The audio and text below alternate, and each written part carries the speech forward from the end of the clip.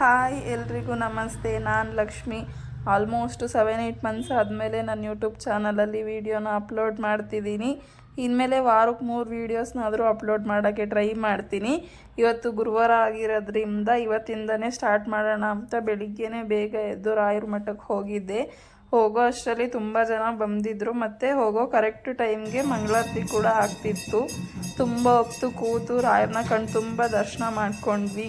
ಸ್ವಲ್ಪ ಹೊತ್ತು ದೇವಸ್ಥಾನದಲ್ಲೇ ಕೂತಿದ್ದು, ಆಮೇಲೆ ಹೊರಟ್ವಿ. ಬರ್ತಾ ರಾಯರ ಪ್ರಸಾದ ಅಕ್ಷತೆ ಮತ್ತು ಕಲ್ಸಕ್ಕರೆ ಕೂಡ ಸಿಕ್ತು. ಅದು ನೀಸ್ಕೊಂಡು ಅಲ್ಲೇ ಎದುರುಗಡೆ ಇರೋ ಗಣೇಶನ ದೇವಸ್ಥಾನಕ್ಕೆ ಹೋಗಿದ್ವಿ. ಅಲ್ಲೂ ಅವಾಗ ತಾನೇ ಗಣೇಶನಿಗೆ ಅಭಿಷೇಕ ಮಾಡ್ತಿದ್ರು, ಅದನ್ನು ನೋಡಿಕೊಂಡು ನೆಕ್ಸ್ಟ್ ಅಲ್ಲಿಂದ ರಿಟರ್ನ್ ಬರ್ತಾ ಸೀತಾರಾಮ ಆಂಜನೇಯನ ದೇವಸ್ಥಾನಕ್ಕೆ ಹೋಗಿದ್ವಿ.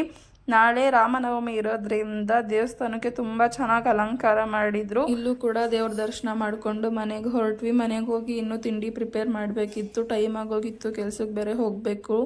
ಅದಕ್ಕೋಸ್ಕರ ಅಲ್ಲಿಂದ ಬೇಗ ಹೊರಟ್ವಿ. ಹೋಗ್ತಾ ಹಂಗೆ ಮಧ್ಯದಲ್ಲಿ ಕಾಫಿಗೆ ಅಂತ ನಿಲ್ಲಿಸಿದ್ವಿ. ಒಂದು ಲೋಟ ಕಾಫಿ ಕುಡ್ಕೊಂಡು ಬೇಗ ಮನೆ ಹತ್ರ ಹೋದ್ವಿ.